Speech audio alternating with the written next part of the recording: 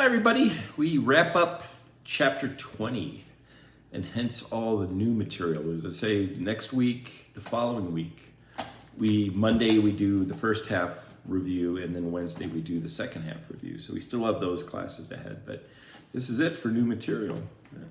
It's semester winding to a close. About a month ago, I got a new iPad because my old one was completely tapped out from storage and it was really old to begin with, okay? Yours truly tries to suck the marrow out of the technology that he has. And so I tried to kept trying to breathe life into that one. Finally, I sort of gave up. But then I broke the new iPad. I had it for about a week. Oops, smash. This one's going into a very solid case as soon as I'm done taping this lecture, where it'll stay. So as I don't have to do that again. But I took it out to the Apple store. Apple Care does a very nice job of replacing things if you break it. The guy looked at it and said, dude, we can't fix this. We're just going to give you a new one. So I got a new iPad for my whatever the hell I paid for Apple Care. But it works. So that's good. No complaints. So anyway, we talked about commercial banks, S&L. That leaves us a couple of banking categories to talk about. The first is credit unions. Now, credit unions were started in around the late 20s, early 30s, and a very noble purpose, which was to serve underserved segments of society.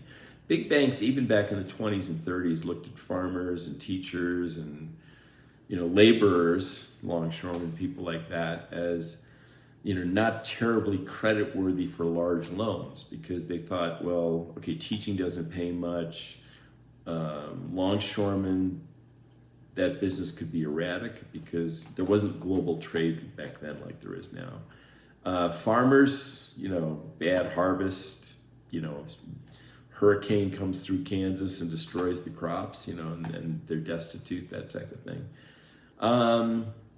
So bankers really didn't pay much attention as far as helping them out with loans. So credit unions were formed, and that was for the purpose of making sure that teacher could get that first home loan or the first car loan, and then making sure the farmer had enough funding to bring in the harvest that year, buy new farm equipment, that type of stuff. At the longshoremen, same thing, house, car.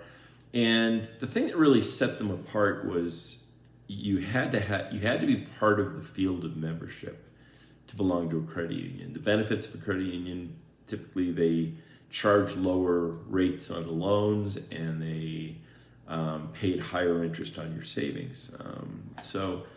But to be part of the teachers union, you had to be a teacher. And to be part of the longshoremen's union, or credit union, you had to be a longshoreman, right? And so on. In Los Angeles, for example, one of the larger credit unions is the Screen Actors Guild, SAG-AFTRA credit union for members of the movie industry. And not just the actors, but AFTRA is really the people that set up the lighting and the props. Kind of the people I would have here fixing this up for my lecture, but again, social distancing.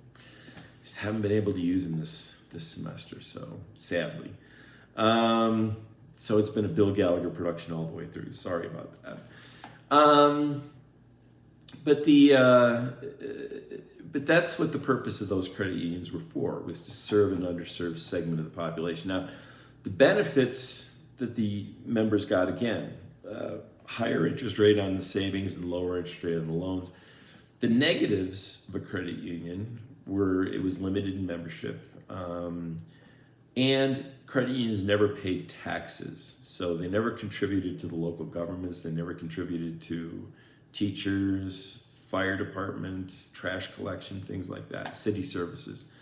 Everyone else is even the egregious mega banks have to pay taxes. So, those things would get funded through other banks' taxes, not credit unions' taxes, which I thought was well and good. The problem in the past 10, 15 years is credit unions have really expanded that field of membership. Like I just said, you had to be a teacher to be in the teachers' credit union.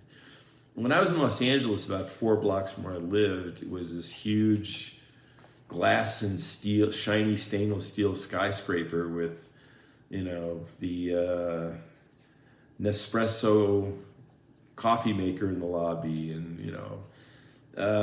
expensive furniture. And I go in there. I said, what does it take to belong to South? It was Southland Credit Union. I said, what does it take to belong to Southland Credit Union? Oh, you just have to live in the Southland.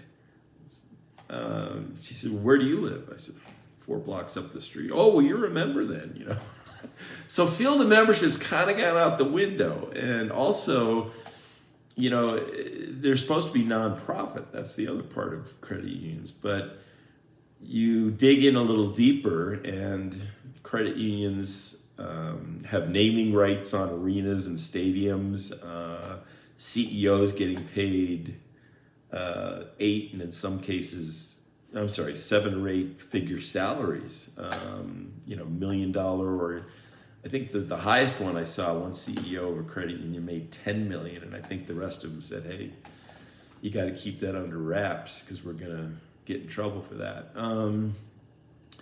But they aggressively look for places to stick the money, so at the profit number at the bottom of the balance sheet, it shows a 0.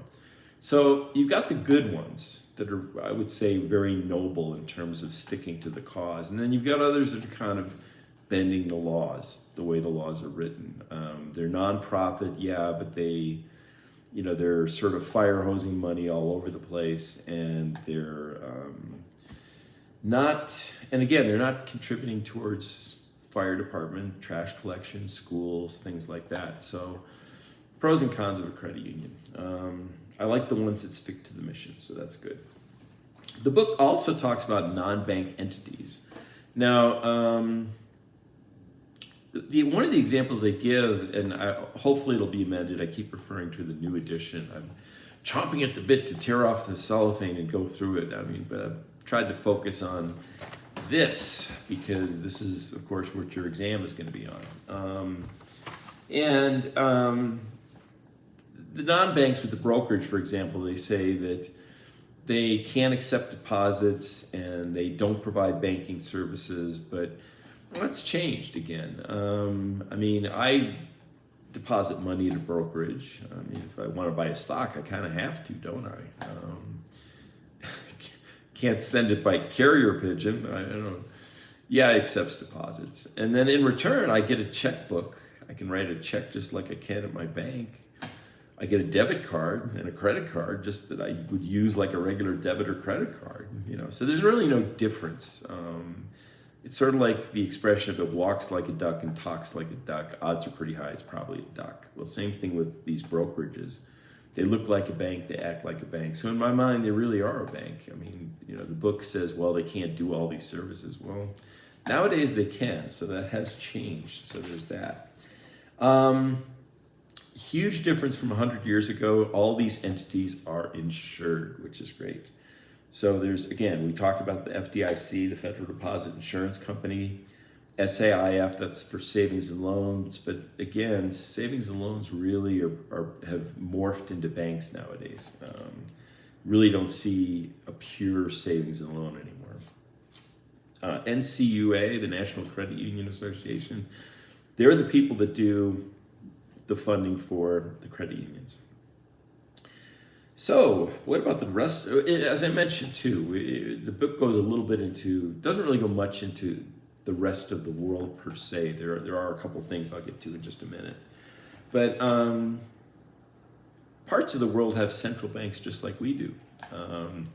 In Europe, it's the European Central Bank. And they really behave kind of like the Fed, because you've got the Eurozone, which is made up of a number of European countries, and they all go to the Federal Reserve to support the banking system, and they follow the rules and regulations of the European Central Bank.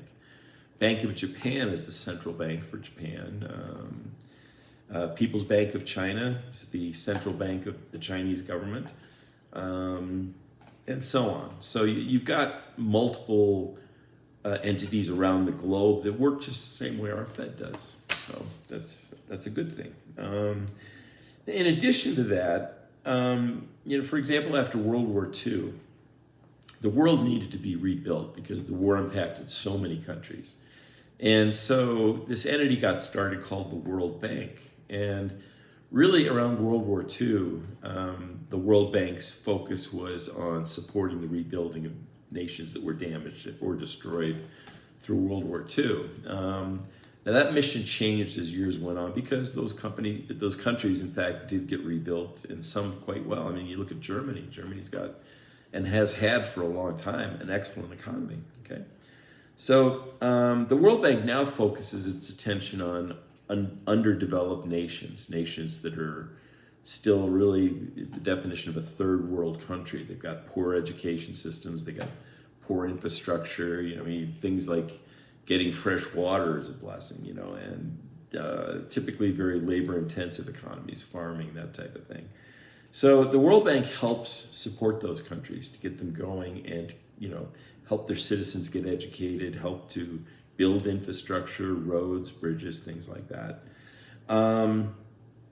So the World Bank started in World War II, but it still serves a very vital function today. So there's that aspect of it. And then last but not least is the book talks about the International Monetary Fund. Now the International Monetary Fund was run by a woman called Christine Lagarde, French woman. And